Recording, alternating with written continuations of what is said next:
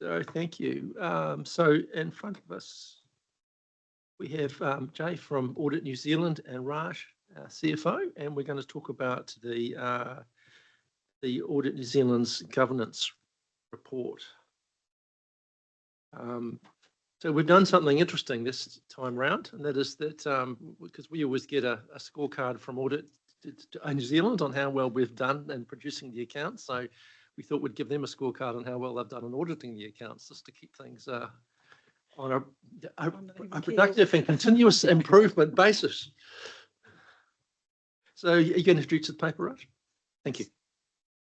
Thank you, true, Mr. Chair. There are two items here, and they relate to Council's external audit program. Firstly is the 2024-25 audit governance report, and the second is the governance arrangements for the upcoming audit cycle. So I'll cover off the report 6.5, which is the Audit New Zealand governance report. I'll take the report as read, Mr. Chair, but I just want to highlight 4 key points of the report. First, I guess, overall outcome from the management report. There are no material matters that would affect the integrity of the financial statements. That's what I take away from the governance report. Audit insights, audit had highlighted, provided observations and recommendations to strengthen the processes. They are primarily control and process improvements rather than fundamental issues.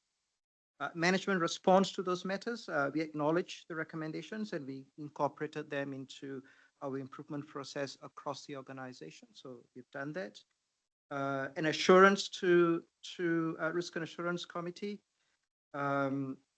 is that the controls environment from the recommendations and the outcomes of the audit reflect that the control environments remain sound, but identifying areas and opportunities where there's where we are able to strengthen processes further. So that's an overall assessment.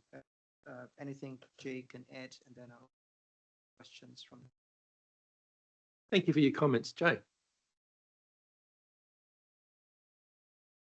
That's it. Make sure I press the right thing. Thank you, Mr. Chair. Good morning, everybody. The only comment I wanted to make was our reporting has slightly changed compared to previous years. So the format of our reporting has changed. In the past, we've sort of had one big report to councils setting out our findings. Last year, this changed so that our main report to council is focused more on the significant matters. It's more streamlined.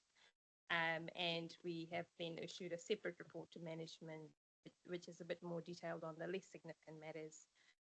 The reason for splitting that way was the first to make it more streamlined, and the main report sort of removes that necessity to provide management responses. Sometimes that can slow down the process of issuing a final report. So from the aspect of timeliness and efficiency, it was more important for us to get that main report out to the council quicker and focus on significant matters. But as Ras mentioned, the main issues that were brought up during the audit resolved. There were no uncorrected mistakes, and any sort of recommendations for management as well. Happy to take any questions. Thank you. It's a nice presentation. It's a little bit more graphical than the whole report. Just lots of words. Chris. Yes, I comment on this. Well, it's a good presentation, unusual for auditors. But that's all right. Look, I'm just interested in, you've identified 3 key risk areas, and I agree with a couple of them. The investment fund valuation, I find I'm trying to understand where the risk is, because we've got independent valuations done that are twice removed from council, independently verified. We've got a fund manager in between there who manage this on a day-to-day basis for us, who are very, and you're probably not aware of this, but they work very closely with the fund managers themselves. And I have a lot of comfort in the work that they do in that area. And yet you're saying that, and I recognise that it's a significant dollar value on our balance sheet, but it's being data is based on market value, so we have no question about the valuation of the asset. We know it's tangible, it's freely available, and it's being scrutinised by 2 independent parties. So can you explain to me why you see that as a significant risk? There's a couple of aspects. One is the like you said, significant dollar value, so there's a materiality side of it. The second aspect is it is an accounting estimate, is where the fair value side of it comes in. So given the accounting estimates, as part of the accounting standards, we do have to perform certain audits to cover off that risk and assess the fair value, so the experts get the valuation details. And because I guess the third party is involved, we then have to also get, I guess, type 2 reports of the controls in place for those external parties, which are the fund managers in this case. So it does require a little bit of audit work from that perspective. So what? It's a big number that has to be audited, Chris. That's the answer. I understand that it needs to be, but I don't see where the estimate is, because to me it's a very tangible number that's being delivered to us at a certain point in time. Sure, it's going to change. It changes every hour, every minute. But at the point in time of our balance date, being the 30th of June, I'm struggling to understand where the estimate is. So I guess it is an estimate because you are getting, values of these units from external parties, but that could fluctuate in the market day to day. Yeah, that's the point I'm trying to make, is that the accounts are prepared at a point in time, the 30th of June, and that at that point in time, that is the value. I don't think there's any estimate associated with the calculation of that number. Sure, there's calculations that need to be done, but that is a finite number. Anyway, I'll leave it there. Thank you. I think all we're saying is that they have they have to call it riskier, and they have to do a whole bunch of work.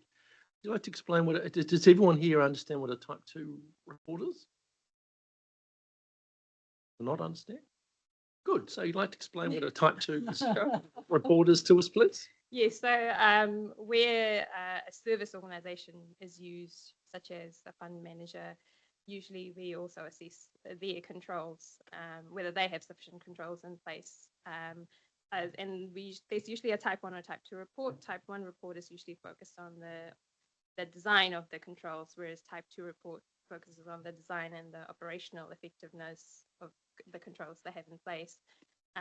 Do they actually have controls, and are they operating effectively throughout the period? Usually, where there's a service organisation, they have their own auditors who perform that work. So we don't perform that work, but we do ask for a copy of their auditor's audit report on the conclusions that they've drawn, and that's usually what we call type 2 report, actually obtaining a copy of those reports. We're giving all our money to a fund manager. We need to know they've got internal control processes, and those processes have been audited to make sure our money doesn't get stolen. So, and our auditors are required by their standards to see those reports. It can be taxing because you're talking to quite a few people, but it's an important part of the sort of control link for us to our money. Chris, your mic's back on. Is that right? Yes, it is. Sorry, I've got a number of questions. Good. I'll Yes, I'll try and limit them. No.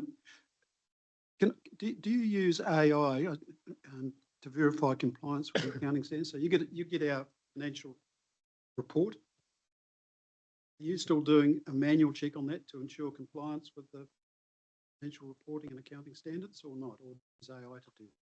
Manual.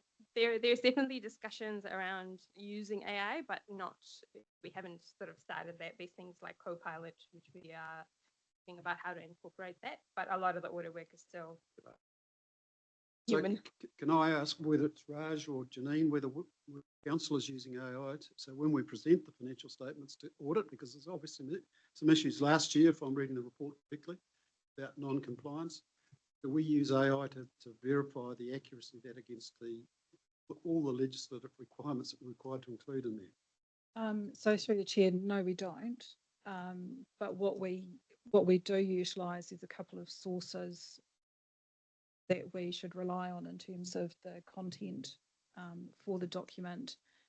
Obviously, Audit New Zealand have their model financial statements, and we also use PwC financials, which have standard accounting policies in there. I think the challenges that we had through the process last year were down to staff changes, turnover within the team through that critical window doing the. So I'm not sure that AI would have helped us with that because there is still that judgment and internal control process that we. Yeah, it's an interesting thing to think about in terms of future processes. I think probably through OAG looking at audit approaches and techniques with their value for money as well. Okay. So yeah, it's an interesting question. It would require a large language model carefully trained, the entire accounting standard system and some examples, and then come up with some exceptions. But just hold that question, Graham, because I haven't seen it happen yet, although I've seen it used in a comparable thing with health and safety standards against regulations. But have you seen AI use, Graham, in any of your stuff?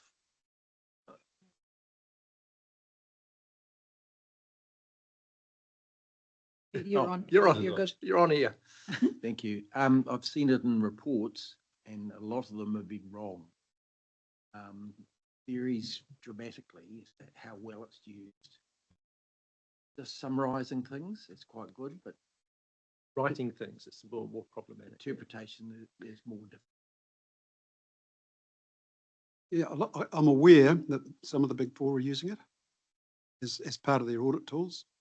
So, Comment. yeah, well, just anyway. Am I allowed one more question? Yes. Just in the audit scope, you're aware that we have an internal audit process that runs through this organisation every got a plan. I don't see any mention of that in the audit scope and in consideration of the level of work which is being conducted by the Office of the Auditor General. Can you explain to me, if at all, do you rely on our internal audit work, and if you don't, why not? Mr. Chair, we do look at what internal audit have done during the year, what aspects they have looked at during the year. We don't necessarily rely on it unless it's something that we consider of audit interest to us. If there is something that we consider of interest, we will look at what they have done and see if we can place any reliance on that. But that sort of varies year to year depending on what is covered in the internal audit program. Yeah. Just this year, the payroll's been reviewed, right, which is a third of our costs. Correct, Janine? But basically a third of our cost, which is a major expense item. I would expect that to have had some sort of impact on the audit. Our interim audit is coming up, and that is one of our areas to look at, given the payroll system has changed for council this year as well. So we can definitely consider what's been done from an internal audit perspective for payroll. That's really my point. We've had PwC do that work, right, and they've prepared a report which is in here, which I hope you've seen. And I would have liked to have thought that that would have had an impact on the amount of work that you're going to be required to do in the payroll area. And if This that's is an old chestnut, Chris. because that should have an impact on our fees. Positive, negative for us, or positive for us, negative for you. Anyway, I better leave it there. Thanks. Keith. Yes. Well, just going back to a previous part of the discussion, I have a great unease about AI and its accuracy, and a lot of us have played with it. I think, Graham, you brought it up. I think it should be noted in any audit report where AI has been used and to what context, because that would give me a lot more comfort to know whether I trust the work that's been done or whether it's a speculation of what's been done. Any feedback? I mean, you aren't using AI extensively at the moment. I guess if you did, we'd become aware of it. Yes, definitely. There's definitely been a lot of conversations, and we've at what the Big Four are doing and how they are making use of AI. So I know internally there are a lot of conversations and like to use it, but obviously there's an element of what can you use it for and how much of it is still based on sort of human judgment. So yes, there is definitely a lot of conversation happening, but yeah, if we did sort of go down that route of AI technology, I think that. So I've seen it used in a circumstance where a whole bunch, you'll be able to work it out if you look at my CV, a whole bunch of guidance is put into AI, and then all the regulations and statutes are put into AI. It says, is the guidance compliant? And do we need to write things? And we get interesting outcomes. We say that, it's referring to sections that don't exist, or you could say this better, but in every case, we have a good governance process where you have AI, people, outcome. You always put a person in to check what the AI told you and its recommendations. But it has been very useful. But it's early days everywhere to make it real. Get real productivity gains. It's early days. And that's my opinion, but I have seen it used in that context. But again, that's not producing any outcomes at the end. It's just a common sense test in that example. Yeah. Back to you, Keith. Yeah, thanks for that, Paul, because I think you described what we need to know is that the guardrails are put in there. And if I can just use an anecdotal situation, my brother's a doctor using AI for medical things, and they are very, very strict on the guardrails, the sources they use, and that sort of thing. So we in terms of this, the audit process, need to know that where the parameters are and the guardrails are put in. Yep, sure, absolutely. Great. Through you, Chair, page 93, there's still 6 recommendations in the auditor's previous letters that have not been actioned. Am I to assume now, with the explanation Jay gave us before about split significant items which comes through here and minor items, these 6 are all minor, relatively trivial ones? Yes, so less significant. But yes, I agree. In terms of the bigger audit aspect, they are the less significant matters, and we've also been talking to management about ensuring where matters are outstanding that there's an action plan put in place to address them, so they're not repeatedly outstanding year after year. So through the chair, we've tried to summarise the themes in section 12 of the report. So it was that quality of the versions of the document that Audit New Zealand received at the beginning of the process, some centre of expenditure testing, and then the quality of the data behind those key disclosures. So those were sort of the summary of what was coming through in that management report, just so there was some transparency. Oh, thank you through you, the chair. Mine's about a couple of figures for the audit fees. Just noting on page 95, it's 364,000 and some change. But then when we go down to the letter you're asking me to sign for future fees coming up, it's actually indicated at a slightly different figure for that year ending 2025. I'm just trying to work out for myself how that difference has come about. The same fees are reported at 2 different amounts. The same fee for the year ending. Disbursements in GST, I think. Yeah, so one's page 95 and the other one's the table on page 129. Exclusive.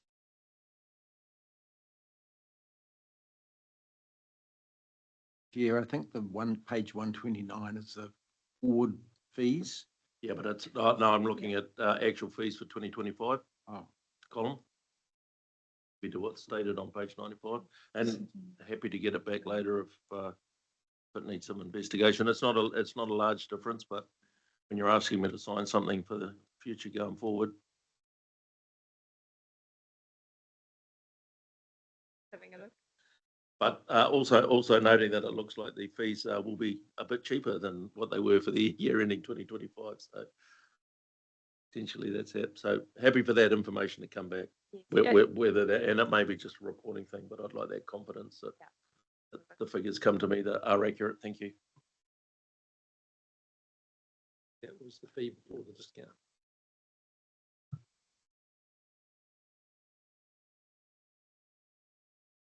So, any further questions on the report to governance? So I'll move the recommendations on the screen and have a second. Thank you, Noel. All those in favour? Carried. Thanks. Moving on to the audit plan and the quote. Do we need to talk extensively about this? Kind of covered it.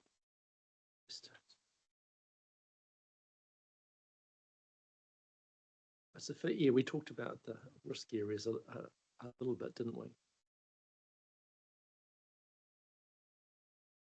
So, Raj, what would you like to bring to our attention on the engagement documents specifically? Through you, Mr. Chair. And I think we talked a little bit about, I guess the things to highlight very briefly would be the audit engagement letter is a standard letter that we receive and it outlines the responsibility for both, nothing material there. Audit plan, we looked at that, it reflects the risk profile for WRC, so it's aligned. Audit fee proposal, we talked about that briefly now. The other document that we've added, and I think, Mr. Chair, you alluded to it, which would be the assessment of the annual report last year. And the conclusion, I guess, we're saying it's that we concluded that the performance was satisfactory, and we identify areas where we could improve the audit process going forward. So I guess the recommendation for us would be that the committee approve the council chair signing the engagement letter and the proposal letter, subject to considering the evaluation and results of the evaluation. Cool. So we have the engagement letters, which are reasonably stock. We are going to get confirmation on the information on page 129. That's inconsistent with the other report. Do I have any further questions on the engagement? Sharp eyes there, one. And do we have any questions about the assessment of the auditor's performance?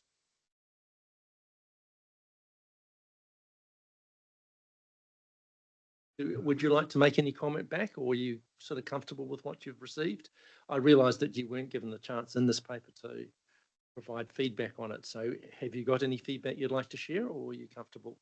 Thank you, Mr. Chair. I did have a read of it. It's quite interesting to see it from the other perspective, I have to say. So I was quite curious and I was like, oh, okay.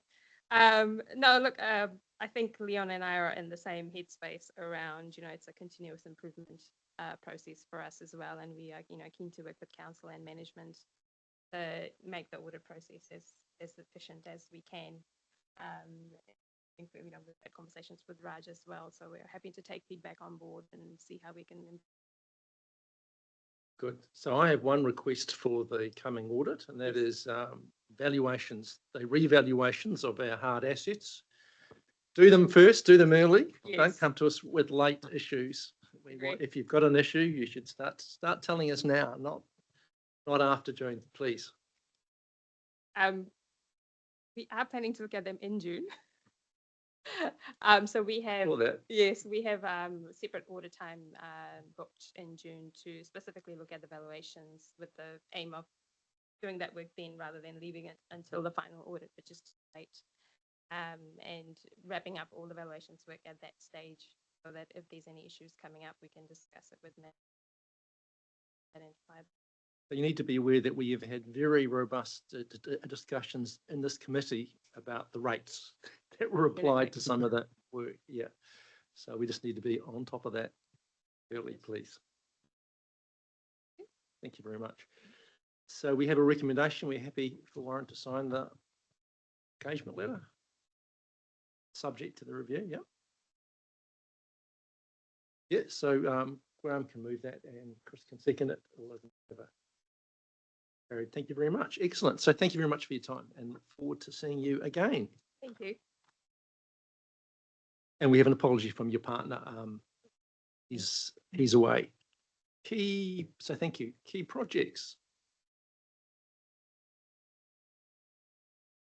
Yeah, come, please.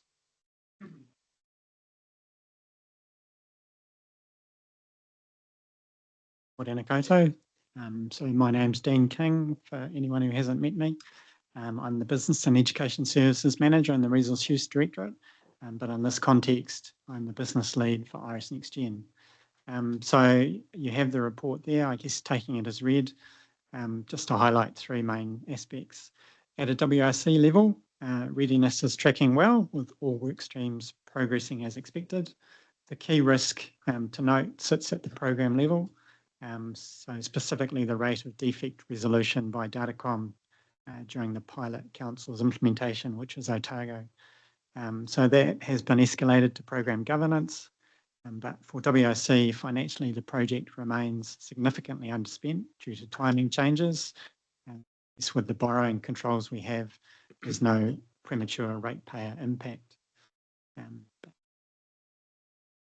So Iris Next Gen, any questions? No. Good. Moving on to the bus contract renewal program. Yeah. You got the easy one this time. Who's going to talk to us about that? Phil's online. Oh, thank you. Welcome. Morena koutou, councillors and chair. My report's on page 158 of your agenda, and just gives you a sense of the work streams that are underway with this complex programme. You'll note that the report is dated the 24th or 23rd of February, so it was after the Transport Committee meeting, but ahead of the workshop that you had on the 6th of March and the conversations at Regional Transport Committee last Monday on the 9th of March. So the report includes information up to that 23rd of February date. Happy to answer any questions. That sounds like you folk are over this. Any questions about this report or this issue? Thousand, he says. Sorry, he's on. Yeah, Warren. Look, I was just going to say, Paul, councillors are all over this, and it's been an interesting process for a number of us, and just understanding what's involved in this process as such. From a risk and assurance point of view, from around this committee, I don't really have anything to question or add in this space, acknowledging Chris Glay's comments this morning about the concerns around timeframes and things like that, and some of the district councils coming in at a later time that was less than optimal, but happy where we're going with that. So from risk and insurance, I don't see anything new that we're not across. Perfect, thank you. No? Perhaps a question to the chair. Warren, an invitation came out over the weekend or Friday, whenever it was, by one of our councillors to a meeting between Hamilton and ourselves as councillors. Hopefully you were included in that, I didn't check. But been organised by a councillor as opposed to a formal meeting, and it's to deal with the bus contracts. I'm just concerned that people perhaps with their own agenda, and that to me is a risk.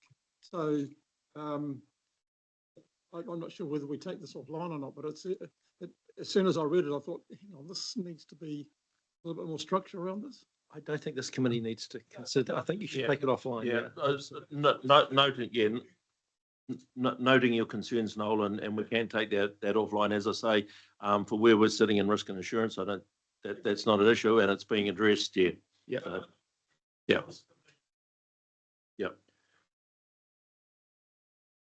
Cool, thank you. So if we are comfortable with, I think that's a good explanation, Warren. If we are comfortable, would you like you to move that we accept? Thank you. Do I have a seconder?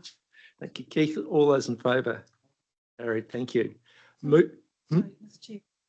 Yep. Can I just check in relation to that report that there are no other projects that councillors have in mind to come within the scope of the reporting to this committee? Yes, so the whole concept is that where there are significant risks that in a project that gets elevated, so it needs to be some reasonable numbers and some reasonable risks. But this is all for you. This is to help support council. So, what are your thoughts, Chris? Okay, well, the first one I'd like to put on is a project called Motor Karaka Infrastructure Rates. This has been going on since, I think, 2013. And for whatever reason, everyone's been spinning their wheels until council imposed a system to follow, which was called CITIF, which we spent $500,000, the best part of $500,000 on. I see significant risk to the council because this project's been delayed. We said we'd have at a meeting, which was minuted, spades in the ground, October 26th, with the project to go live March 27. We're at least 2 years behind that. There's a major flood event. I don't know who's going to be responsible.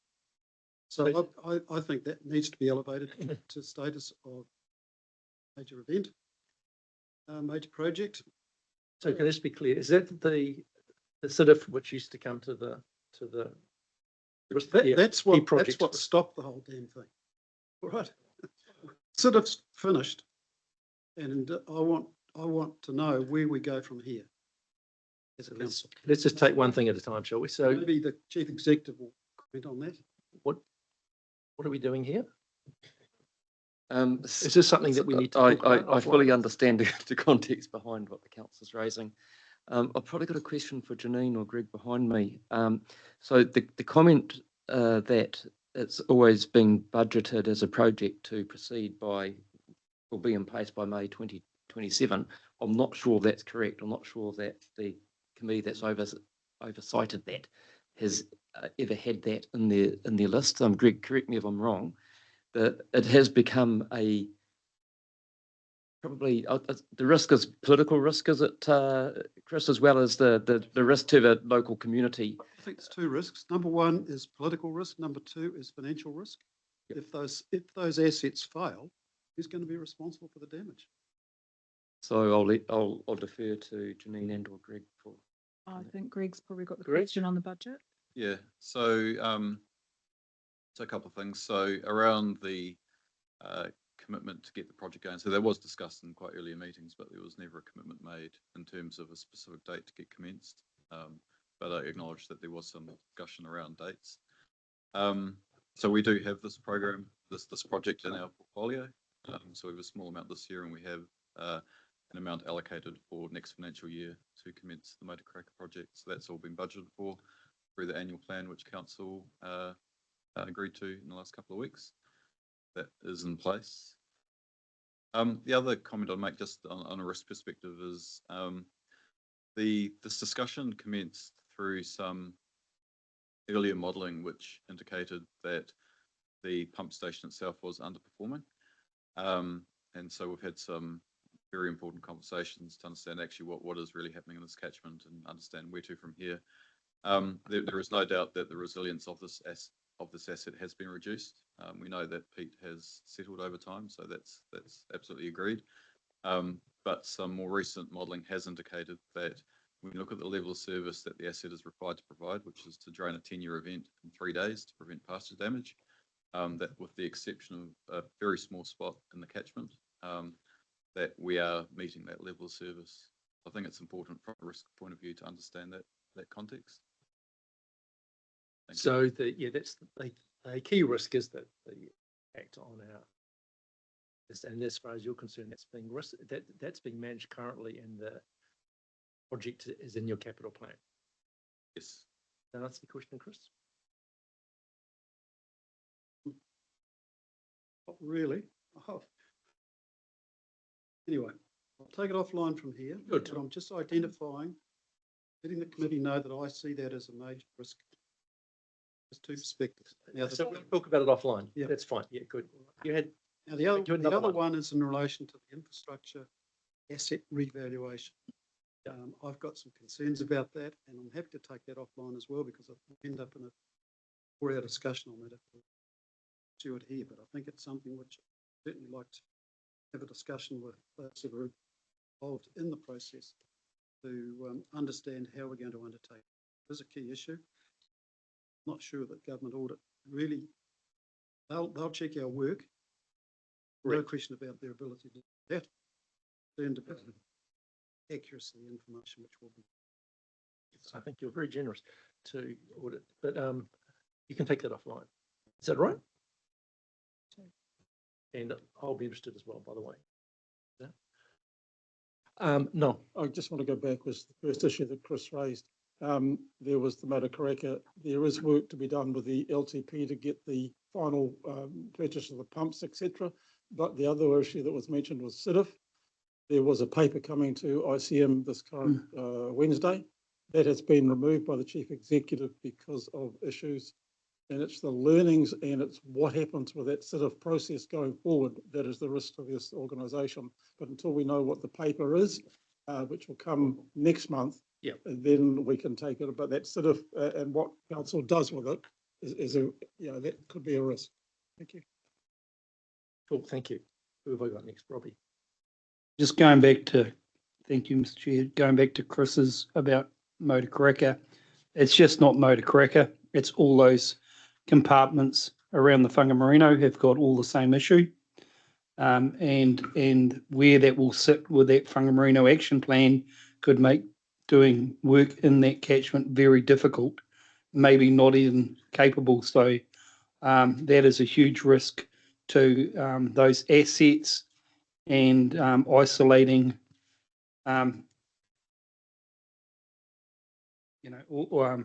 those assets completely, that renewables won't even be able to take place. So I think that's a huge risk to the lower Waikato.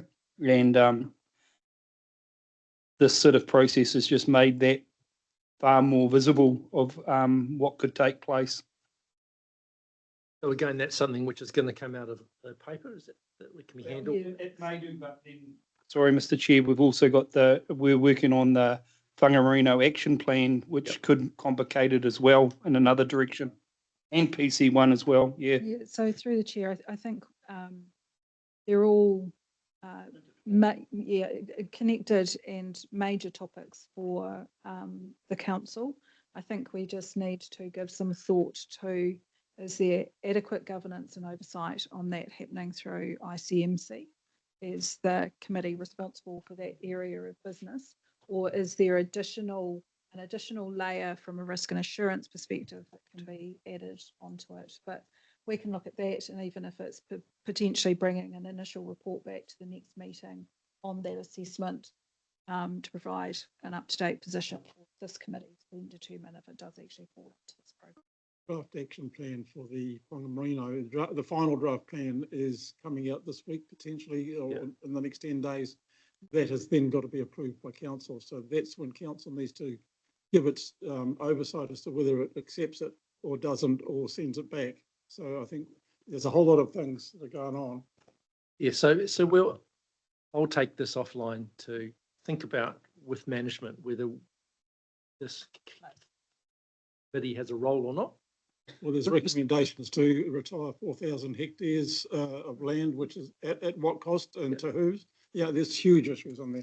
That's, yeah. Mr. Chair, just to focus your attention, currently costed at $1 billion, right? That'll give you an idea of what we're talking about. Okay. You got my attention now.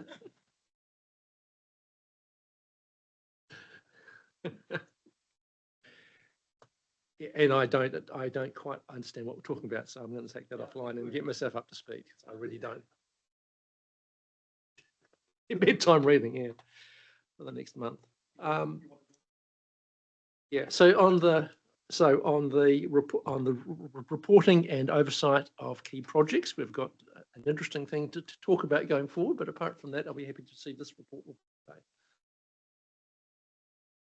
Yes. So do I have a mover for the recommendation, please? Thank you, Brian. Seconder. Thank you, Chris. All those in favour? Carried. Thank you. And I've got lots of homework by the sound of it. Insurance. Oh, sorry. Infor benefits. Sure.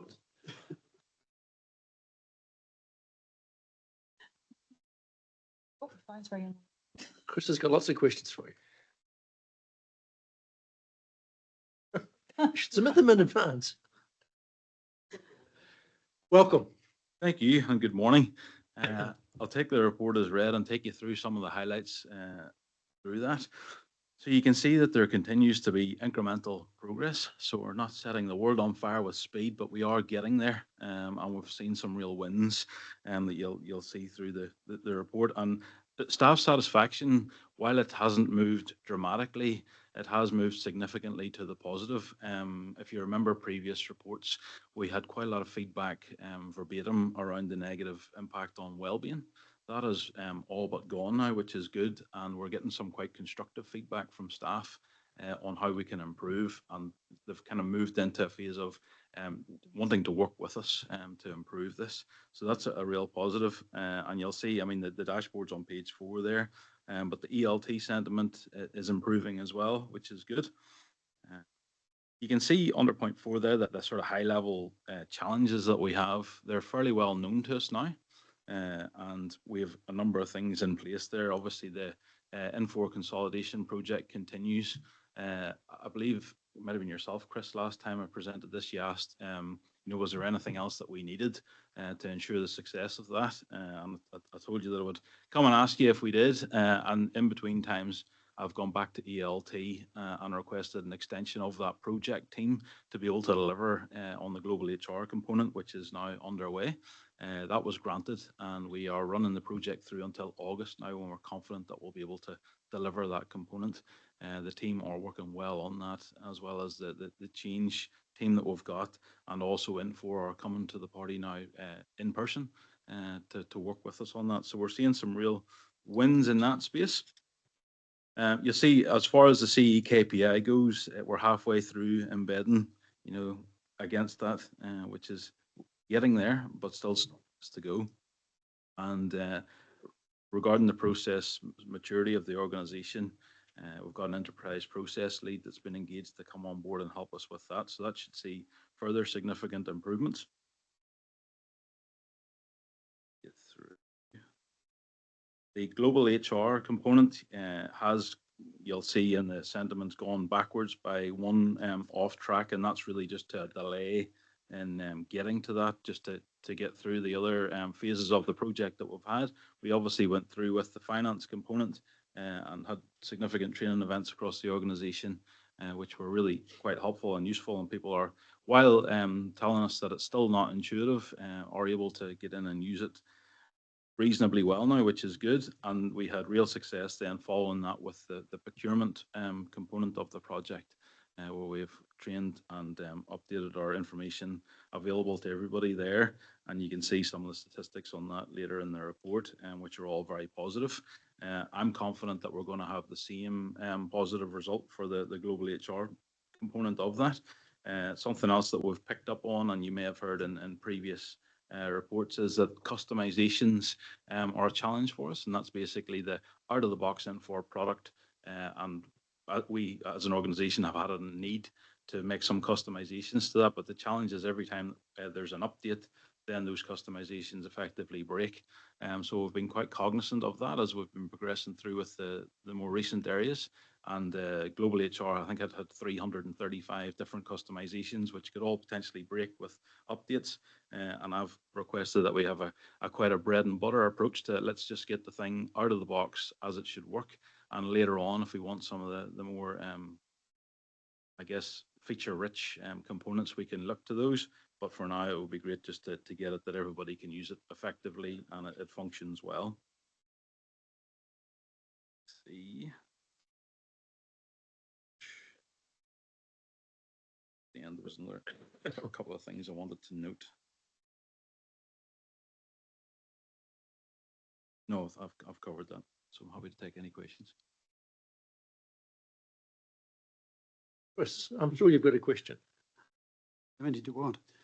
I've highlighted 3, so I'll just stick to 3 if you don't mind, Stu. Thanks, Chris.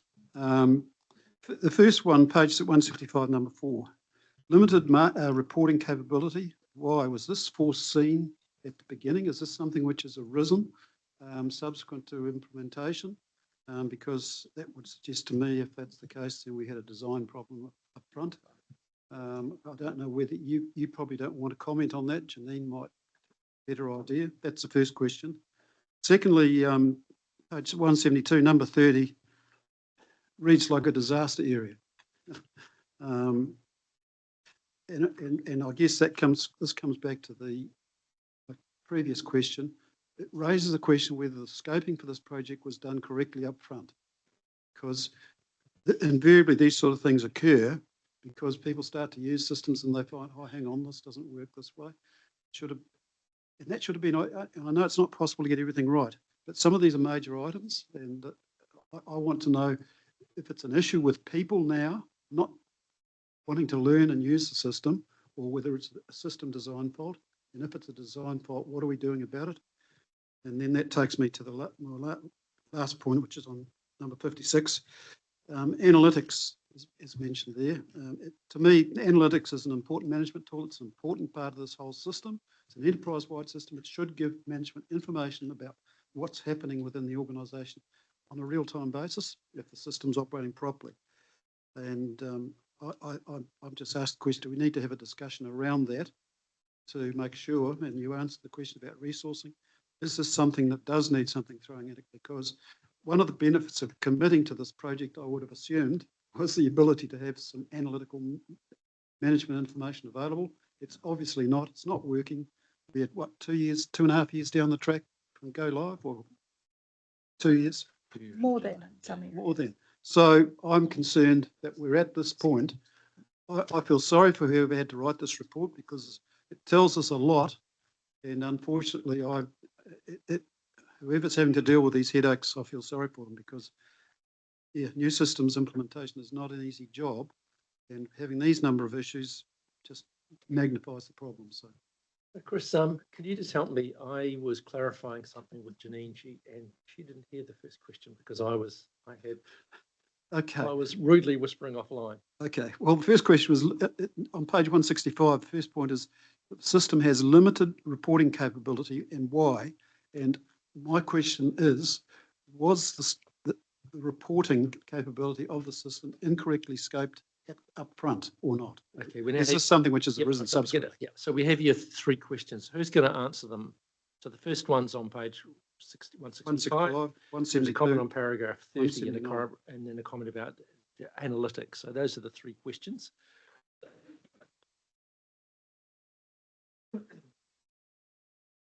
First one, Janine, now. Or do you want to have a go at the first one and I'll have the second thing?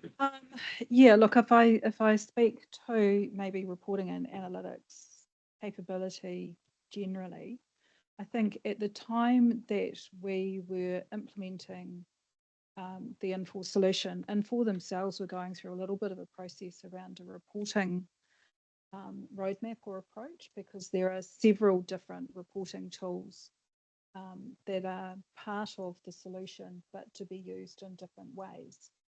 And so I think my experience with this sort of project is reporting is always quite a challenge at the end of the process, but it is absolutely where the magic happens in terms of being able to extract the information from it. So there was reporting that was built through the project. I think in some of the period post go live, because of a number of the other challenges that we were having with it, eyes were taken off the prize in terms of checking that the reporting was still of high quality and actually rolling it out in a meaningful way. I think where we've come back to now, and it's referenced in terms of the burst strategy, is actually coming back to the development of an overall approach for the use of that inbuilt business analytics within the solution. And then to support that within the corporate solutions team, who is part of my directorate, we have moved an additional business analyst role in specifically around both the emerging technology, so the process mapping, mining and modelling, as well as picking up on that reporting capability. That is also supported by some additional resource that we have put in, again on a fixed term base, or sorry, the BA is a permanent role on a fixed term basis around enterprise process management and an approach to that as well, which will have some benefits from an Infor perspective, but it is not specifically targeted, and it is around our overall process maturity as an organisation which is currently pretty low. Yes, the word problem. We've been aware of that, essentially. So I guess, and whether it's Janine or Stu who wants to answer it, I asked the question at the last meeting about resourcing. Like, there is absolutely no point in having a $26 million system sitting there which is not being fully utilised or moving towards full utilisation of it. What do we need to do to get there? This is you, Stuart. This is me, yeah. I guess you mentioned as well about whether it's a people versus systems issue. It's a bit of a combination. You know, there's quite a lot of new functionality that people are having to grapple with, and they're used to the old way of working, and having to progress into a new way that's maybe not so intuitive does present some challenges for encouraging people to get along there. You'll see at the very front page of the report that, you know, the challenges there, you know, capacity constraints with subject matter experts. That's been a theme throughout the whole project. It continues to be a theme. And that's really that, you know, each part of the organization has a subject matter expert, but they've also got a day job that they've got to do. And to be able to pull out enough of their time to be able to focus on this has been a challenge for us. And I guess from a project perspective, you know, we're now moving into the global HR component. We've actually seconded a person full-time into the space to support that. So we've got that resource there. But outside of that, a lot of the other Infor components have now moved into business as usual. So whether that's in finance or it's in procurement or wherever it might be, it's up to those areas of the organisation to identify if they don't have enough resource and come forward and ask for that. So like the big headline over the top of this is change management, isn't it? Yep. Yep. So maybe we invested in change management up front. Certainly did. Yeah. So, and that could be a little bit harsh. I think what change management was there. There was a change manager engaged. How effective that was, school's out on that. You know, I think we're doing a much better job now over the last couple of years with the Infor consolidation project. But early on, certainly the change management could have been better. So can I just clarify on that point though, because this committee had oversight of the project throughout its duration because of the sensitivity of it and the complexity and the cost associated. In terms of the change management, yes, change manager was engaged, and all indications through the pre-go live period that were undertaken around staff surveying, readiness, they understood what the change was about, were all signalled positively. And when the change actually landed in people's laps and they suddenly went, oh, I think that's where, so I don't think it was, I think it was that period immediately post-delivery where from a project perspective, you know, it was trying to wind it down. We actually then needed to wind up the change response at that point in time as reality was actually hitting and the way that people needed to do their day jobs. So I think that's probably one of the key learnings, but all of the soundings that we had taken through project delivery was saying people understood the change, they were ready for it, they could do their jobs, and with a new tool, reality looked different. So with the new, with the new piece you're doing, HR, the change management's going to be different there. It is, and it has been different, you know, for the last couple of years. We've had good success with the finance module and the training across the organisation for that. And we've had real success, obviously, with the procurement piece as well. And I'm quite confident that the global HR component is going to be a success over the next 5 months also. So that's been quite positive. But there are a lot of legacy things in here that you can see through the report. And really, when you look at those key areas, they remain the challenge areas for us. And I guess, you know, we do try to operate within the FTE that we've got. I mean, I don't think that we're going to increase to address this, but that might be something that would be brought back by those business owners to request that additional resource if they believe that they need it.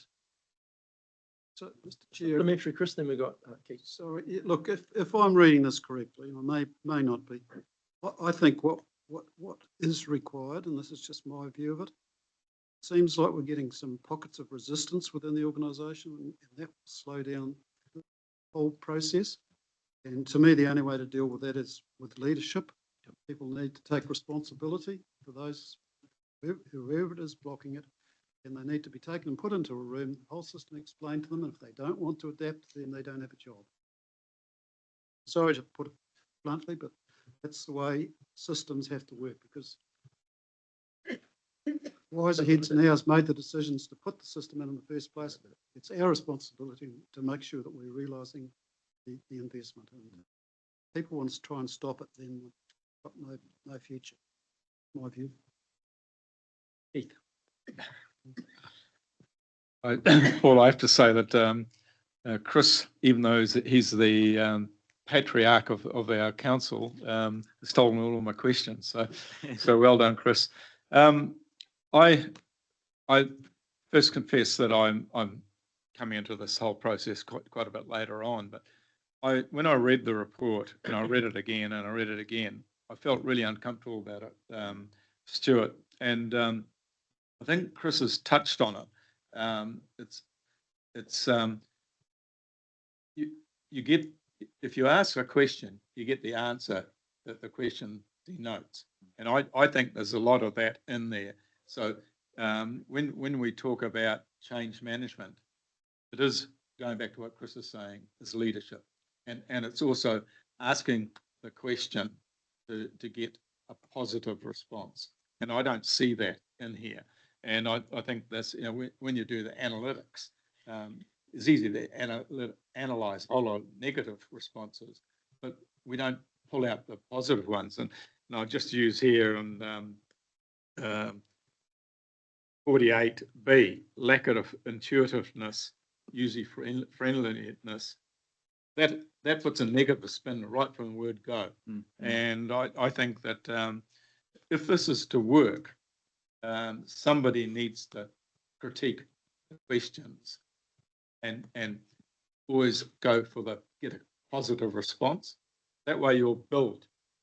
If you just go on the plateau or negative, you'll always go backwards. So I really don't have any comfort in the report, and I think it's whoever's modelling it, whoever's controlling it, needs to be a positive person, not a negative person, a leader. Yeah, no, I appreciate that, and I do understand. I guess those comments are themed from the actual verbatim of what the staff are telling us. So the staff are actually telling us that it's not intuitive. That's kind of what you're getting through. That's a grouping of people that have said that same thing, you know, and we do know that, you know, like it's not, we've talked before about, you know, everybody's used to using an app now, whether you go to the petrol station or you go to the supermarket or whatever it is, you pull out your app and you can figure your way through it and it's all good. This isn't like that. You know, it's a complicated system. You need to use the documentation that's provided and you take your time, think about it and go through it. It's not intuitive, but it doesn't mean you can't use it. We're working our way to get good quality documentation, good quality training, change management through the whole thing to get us to that point. But yeah, unfortunately, the negative commentary is not a result of the question that's asked. It's a direct, you know, these are groupings of commentary coming from the staff. There are some positives in there on the next page as well, and it was good to see that those subject matter experts are being appreciated because they've had a hard job over the time. So it's nice to see that that's starting to come through and the staff are actually knowing where to go when they need help. Before in the previous report, staff were telling us that they didn't know where they could go to actually get some support, and that's changed now, you know, through the project and sharing that. So not all bad news, but I appreciate your comments. Thank you for that. No. Yeah, look, when I was in the court, we wanted a new system for our fines collection and civil recovery of debt and etc.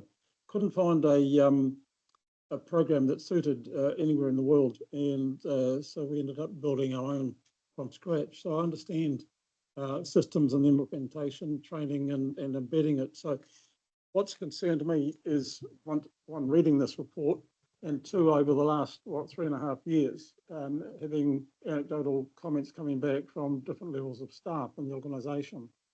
And I suppose, if I'm absolutely honest, I find myself asking the question, does ELT really understand what the current situation is, and what is ELT doing to lift the level of implementation, integration into the business as usual. And, and this is not critical of you personally, Stu, but hearing comments that are really positive from ELT, but the reality is, no, it's not. So I just throw down a challenge, I suppose, to ELT to sit back and be objective and critical of themselves and say, have we got this right? Do we need to do more? I suspect you do. And it's 3.5 years I've been here and I've been hearing the same things. So I don't think it's really progressed to the state, and the issues that we have with ICM, the staff don't even know about decision support capability within the system. So something's gone wrong and it doesn't seem to be improving. So I'm throwing a challenge to ELT to really have a look at themselves and what's going on. And I don't know that it's not a question, but it's a challenge, I suppose. I think if I could just, and this isn't where it needs to be, so let's be very clear about that. But things have improved between these two reports. So things have improved. They haven't improved to where they need to be. And it's a good challenge to ELT to have a fresh think about, about what to do. Would you like to respond to that? Not, Ginny, you don't have to.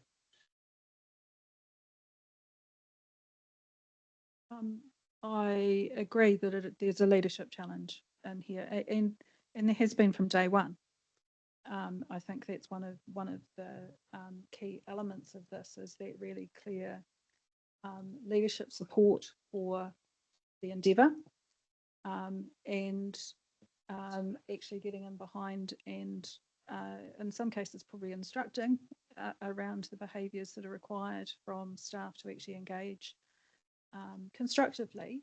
And that doesn't mean it's all, rainbows and lollipops, but if things aren't working, then engage constructively in providing the feedback on what the impact of that is on how people are needing to work, so that can be actually taken into a program of work to address it. Well, I'll go back to Chris's point, if I may, in that do we need to invest to support you in doing that? Because, you've talked about one person project manager and for 645 staff across several locations. I know what we did within Justice, how many people we had involved, not one, so there were several, and okay, we had multiple locations across New Zealand, but the reality is, Chris's question, do you need more assistance to get this hammered home? Or is it something, as you say, leadership that you need to take control? I don't know whether that needs an answer now. I don't think it needs an answer, but it's the challenge. We've spent so much that a bit more is not going to. I'm not doing the budget. You're being reported. Warren, what's your question? Yeah, look, thanks very much. Hey, and thanks for the report, Stu. I actually have a little bit more confidence than I have in the past. I think you've got hold of it. It's the first time we've really seen the issues actually identified and recognising that some are in the field and some are actually within the program itself. So appreciate that. Just a note to Keith, only Stu's mum calls him Stuart. In the future, it's Stu. But yeah, and just echo the comments you've already heard. Basically, if there's some resourcing issues, but then there's obviously some leadership issues. So it'd be good to see those addressed because this thing is just going on. And those benefits that we believe will come out of it are really slow to mature. So yeah, appreciate that. Thanks for that. Any further comments? Excellent. Stuart, thanks for the report. Can I have someone to move the recommendation, please? Thank you, Chris. Seconded. Noel, thank you very much. All those in favour? Aye. Carried.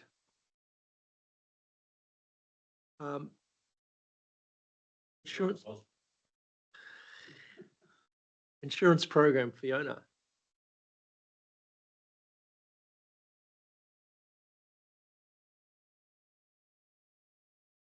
Yes. Hi again. The insurance program update. So the purpose of this is just to provide an update on our insurance program and the outcome of our insurance renewal for the last year. So our insurance period runs from the 1st of November through to 31st of October each year. And we are administer that program on a collective basis with other councils, and that's done through CoLab with the support of Aon as our risk advisor and insurance broker. Our insurance program for the last period ending 31 October, we received an overall premium reduction of 11%, which was really good. And this was really a number of factors, including the softening insurance market, but also the collective approach allowed ability to have significant savings from that collective exposure that Aon could use. The other points to note, there was a slight change on the statutory liability insurance around unenforcement of penalties and fines, which has been a change. And we have included insurance to cover the transfer of duties for Port of Taharoa. And that will, we did that under a loss estimate study with Aon to understand the impacts there, and that cost will be recovered from the Taharoa. So our next insurance review is about to kick off. It's actually just got an email the other day, so it's about to kick off for the review for the coming year, end of the year. But happy to take any questions. Good news. Thank you for that update. Questions? Yeah, thanks, Paul. I'm gobsmacked that you're able to get a insurance reduction. So I'm reading this wrong or something, because everybody else is having to pay an increase. Yes. Or are we paying a higher excess on things? Yeah. No, we're not. So it was really around that collective approach. So there was higher collective values, and there was Aon did report a softening in the market. So there was more capacity opening up, and that created more competitive pricing. They could go with more collective values, and that enabled us to get better rebates and deductibles as a result, predominantly off infrastructure and material and business interruption and commercial motor vehicles. So they also took that approach and did a bit of a blended insurance approach. So we looked at kept some local markets, but also some opportunities from our London markets. And that allowed for some premium reductions to be able to do that, just due to the market capacity and the competitive pricing that went with that. So it was a great result. Hopefully we'll see what happens for this insurance period. Well done. A big chunk of it is an infrastructure, Keith, and we don't all insure for that. It's a good outcome. Questions? Excellent. Well done. Good to have good news. Thank you. Chris is moving. We have a seconder. Thank you, Keith. All those in favour? Carried. Thank you very much. Moving on to the Wellbeing, Health and Safety and Annual Leave Management. Ah, our man's back. Well, this is a mixture of news, isn't it? You're going to get hammered over the leave, but that's all right. You already knew that before you came here. And you've got the answer for us. So welcome. Please introduce your report. Yeah, thank you. I knew you would pick up on the leave. Unfortunately, just with the timing of the report, it's probably the worst time to get a set of leave balances. The good news is that the more recent report that has come through is in a much more positive state. So that is good. So what was the date of that again? It's been taken from January, so of now a couple of months more recent. Look, but it's not here. No, doesn't matter. That's okay. But it has improved, which is good. Yeah. The EAP, it continues to be in line with the utilisation that we'd expect to see there as well, which is great. You'll see that the execs are out and about doing the health and safety walk around and assurance work on our critical risks, which has been good. Following the Safe Plus audit, we decided that we would double those, so we're now doing 24 per year, and we've seen some really good results engaging with staff and teams from across the organisation, and have been able to make some significant improvements, which is good. importantly as well, we've now engaged the senior management tier of the organisation to get involved in those same assurance walkarounds.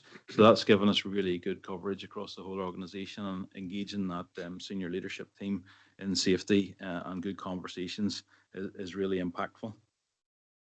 You'll see there that I think point 27, we'll have the health and safety team that go out to support with investigations and coaching and capability uplift.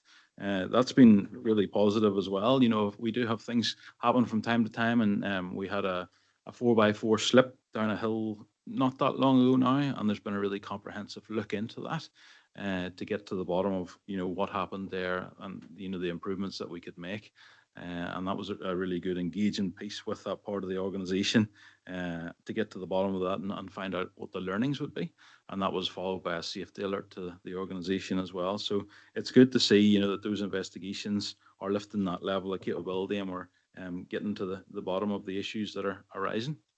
But I'm happy to take any questions that you might have on the report. Thank you. Keith? Yes, Paul, and I'll just take on Warren's comments.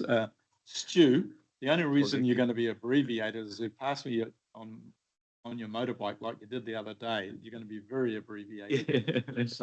So I'm just worried about terminology and getting the responses that you actually elicit in your question. So in here, the health and safety, wellbeing pulse survey results, and 32. My manager is committed to health and safety. I feel safe at work. I would actually reword that, say, what can we do better? How can we be safer? And because you all automatically in those sort of questions, you're going to bring, there's something wrong that I don't feel good about. You're not thinking about the good things, the learning things, how we can do better as an organisation. So I take on board you're doing your job, but we need to change the culture. We need to empower people. We need to make people go back to Chris's comments, leadership, and we show that by the way we behave at the top level. Thank you. Appreciate that. It's a good timing to look at that as well. We're looking at our current survey tool, so it's good to get that feedback. But the other thing I'd through you, Mr. Chair, was do we have a Dropbox for ideas or something like that? We don't. No. Why don't we? Because a lot of people won't comment if they have to go through a system, but they will comment if they can do it anonymously. We do have an innovation, an opportunity for innovations to be shared. Yeah. So that's probably an avenue that might be what you're. Creative did it very well. Yeah. So, sorry, just to note that through the Pulse survey, there is a sort of what's working well, the sort of keep, stop, start question that is asked. So there is sort of an opportunity through there to provide feedback on the specifics behind the questions as well. But there is the innovation portal and some of the reporting that we do back through finance and performance. Just through you again, Mr. Chair. I think in Janine, it's what can we do better? It has a different connotation to what are we doing well.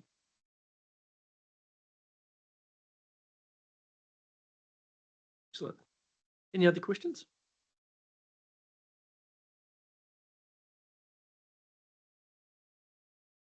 Thank you. So we have a recommendation on the board. Graham, you're going to move that for me? Thank you. Do I have a seconder? Keith, all those in favour? Very well done. Thank you. Keep up the work. Thank you very much.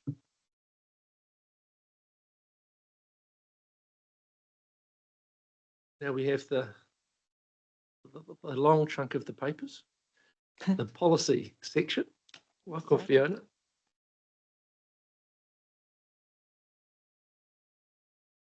So, thank you, Mr. Chair. So the policy review schedule is where we regularly update the policies due for review to this committee.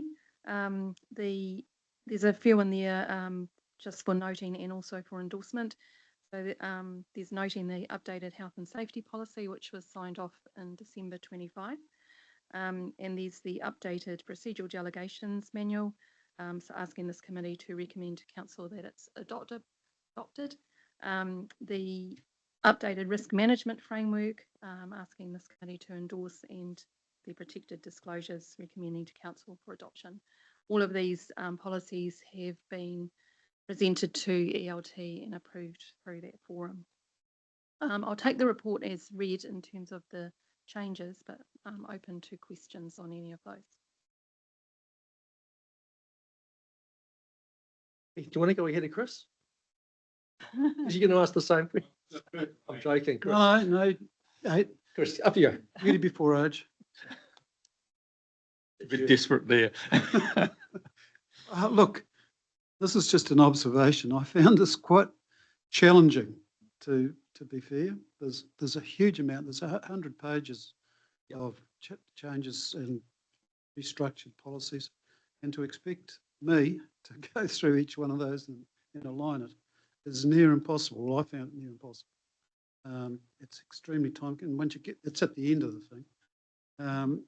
I'd just like to encourage somebody to find a better way of doing this so that we get the key issues, and I know you tried to do that, but the key issues highlighted and the ones that we really need to think about. One of the ones that really I'm keenly interested in is delegations. And, you know, I'd really like to have seen a focus in that particular area. Getting the whole lot put together like this, I just found very intimidating and near impossible to comment meaningfully on, to be quite honest, Mr. Chair. Thank you. Okay, it is long, I agree. Although I paged through the delegations and the changes were mainly superficial. There was a couple of key paragraphs. So we'll think about how we bring this. Yeah.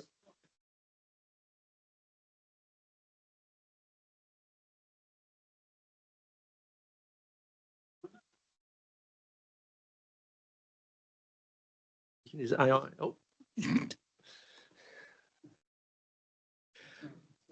Okay, that's fine. So, and actually the one that's the longer one is the risk management. There's been changing around on that, isn't there? So do anyone have any questions about the changes?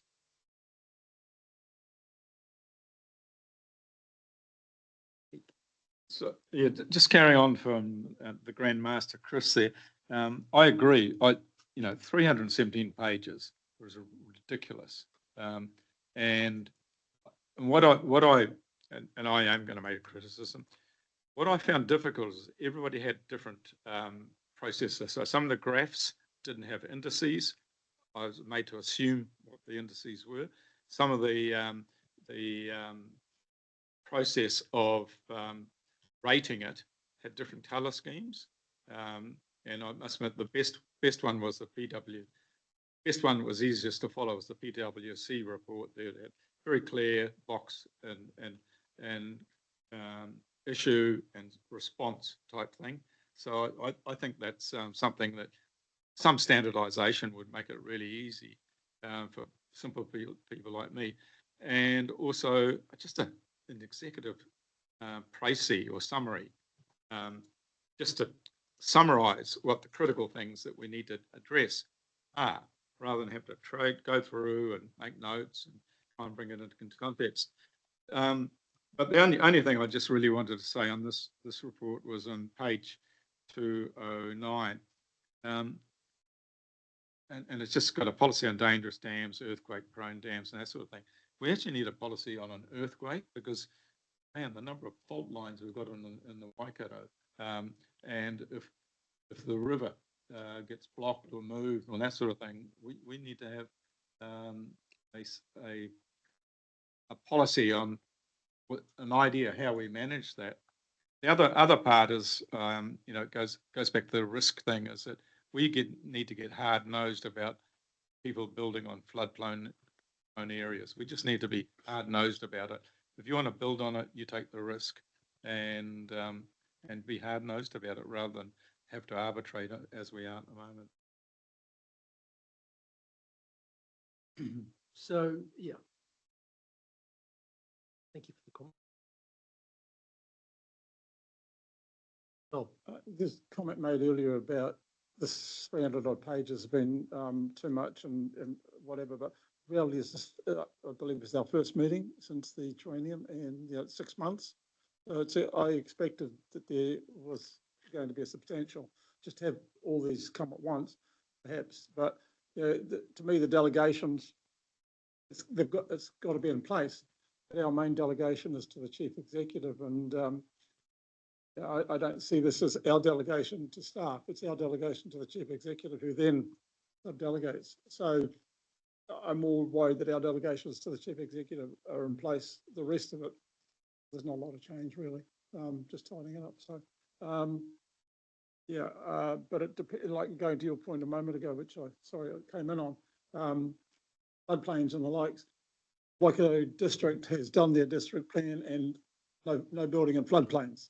That's gone into the district plan, but that will happen over time with the reviews. And so whatever happens with going forward, whether it's a spatial plan and all into one, that I absolutely agree. Hard nose, it's a floodplain, no building. Yeah, and I think that's happening around the country. People grabbing these maps and saying, "This anymore." With respect, it's not happening in this area. Okay. I can assure you. Warren. Yeah, just for clarity, Keith, we recently reviewed our dangerous dams and had a hearing. So that's all gone through. And what the other thing I would say is that regional council submits on a number of subdivisions throughout the districts and that sort of thing, and recommends that these risks are taken into account, and you will find 9 times out of 10 that the district council will ignore that. So we push all the time, just for your reference, and that's as far as we can go, because it relies on the district council and their regional plan, or district plan, and that's where the frustration lies. So, yeah. Thank you for that clarification. Gary, online, have you got a question? Yeah, just a question around the title, health and safety and wellbeing. And the right place to comment on that, but do we need wellbeing in there? Because I actually do worry about, if we have health and safety, then you just get creep and what happens in there. So why is wellbeing in there? Is that a legal requirement, or is that just our own choice?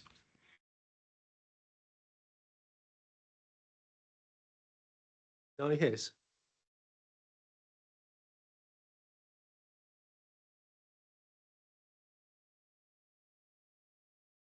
Is that better? Did you miss that? Sorry. That was the previous. Did I not have my mic on? Sorry. Question. Can you hear me? Yep. Yep. Good. The question is around.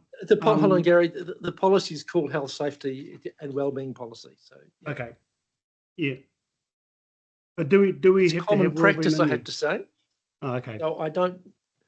I've probably not been anywhere that hasn't got that in there. But you've got a concern about that? When we started with health and safety, and then yes, I do have a concern because we extend beyond health and safety, and then you start getting into areas that I think become vague and far more or less prescriptive, and then you just open yourself up as an organisation, or both from a cost perspective and a risk perspective.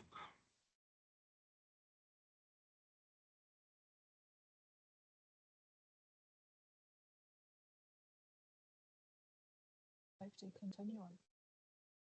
Yeah, it is. Yeah. I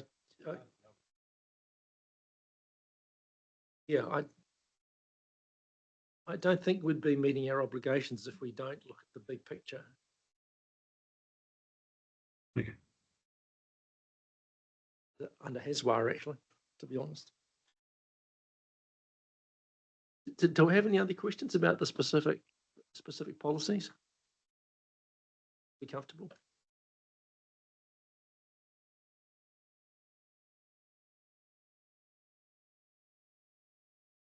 You're okay? Yep. So we have a bunch of recommendations here. It's basically, we note the overall report, and then we go through each of those policies. I'll move that. Do I have a seconder? Thank you, Warren. All those in favour? Gary, thank you very much. Thank you, Fiona.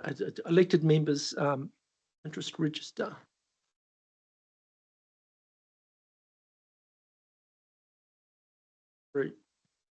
Welcome, very brief paper.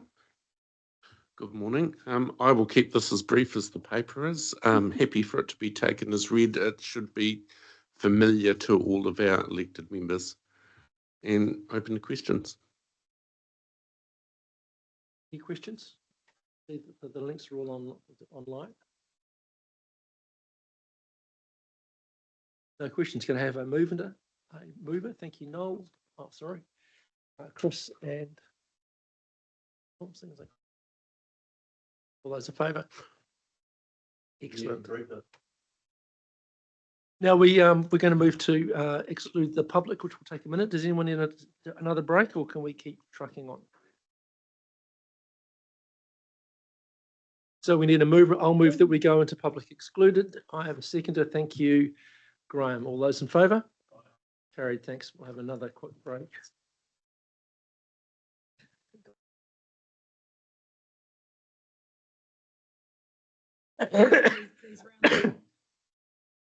Yeah. Down, relax, check your emails.